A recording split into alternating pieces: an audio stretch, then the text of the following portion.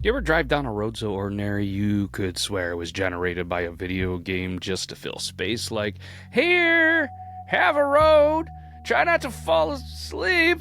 Well, this isn't that. This right here is the Portage Road in Ticonderoga, New York, and don't let it, this quiet small town vibe fool you, because this road, it once carried warriors, empires, explorers, and cannon teams who were literally dragging the future of America behind them. Yeah. This unassuming patch of pavement has seen more action than your fantasy football roster. Let's go see why. Because this is the Street Sign Storytime of the Portage Road, Ticonderoga, New York. Welcome back, everybody. This one's a little bit of a doozy. Ticonderoga. Went to school with somebody that went there. Randomly was scrolling on the social media.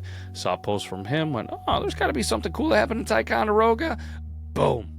Found this road, and I had to talk about it. And again, we have shifted things where I'm not just making things up in a fun little fantasy fictional way of how I think the road name came up. We're going to just give you some history of the area around the road and just some cool real stuff to hopefully, get it so you learn some things about your town, about your city, about a road name. And it's a little bit more work, but for me, this is a lot more rewarding. So without further ado, hopefully you enjoy, because I want you to picture this place before the houses, before telephone poles, before the steward shops, and the guy who always mows his lawn shirtless. All right, hundreds of years ago, this land was part of a vast travel and trade network used with certain nations, primarily the Mohawk and Abenaki people. They weren't passing through for fun.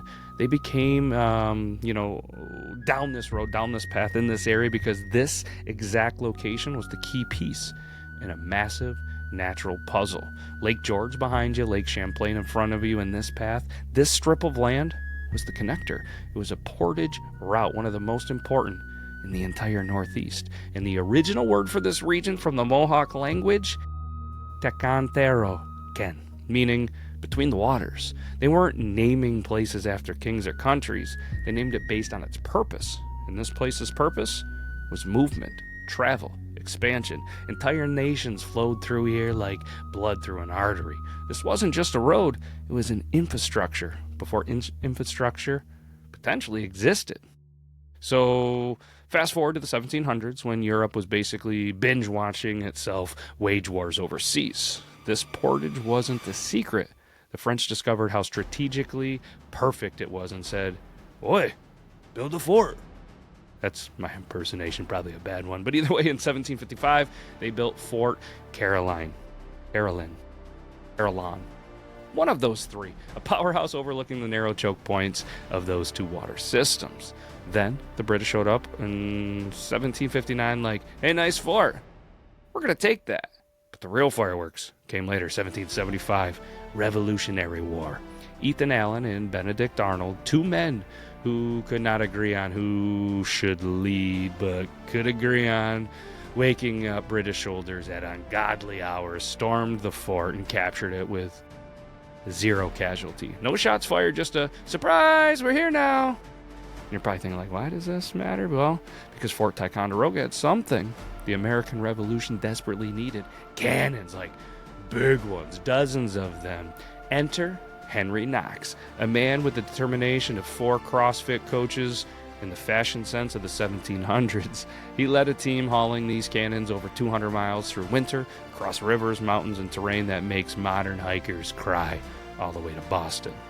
Those cannons forced the British to evacuate the city in nearly 1776, meaning this little portage road played a direct role in the survival of the American Revolution.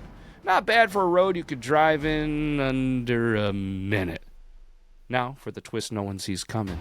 Ticonderoga became famous again, not for soldiers, but for graphite.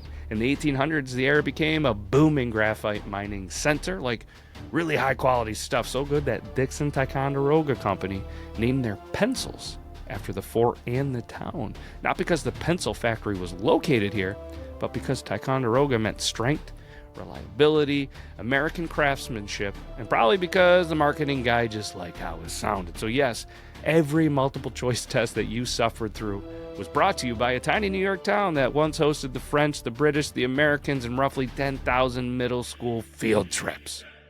Today, Portage Road looks like any small town street. A couple homes, a few cars, someone walking their dog, probably named Cooper. It's peaceful. But underneath all of that is a path that's shaped by many, many, many footsteps. French engineering, British marching orders, American revolutionaries hauling their future, and the graphite miners who helped create one of the most iconic pencils ever made. Said number 2. Think of how many times people walked this road with urgency, with purpose, maybe, probably, with some fear. Now, it's a calm neighborhood stretch, right? That's the magic of history. The most important places don't always look important anymore, now do they? So the next time you see Portage Road, or any quiet little street with a weird name, remember this. Some roads weren't built on concrete. Some were built on centuries of footsteps, battles, and stories. And this one right here, it helped change the continent. Thanks for hanging out with me on another Street Sign Storytime. Drop your town suggestions, your road suggestions, right in the comments. And I'll see you next week. And hey, maybe just bring a number 2 pencil. You never know. We'll be back. Take care, everybody.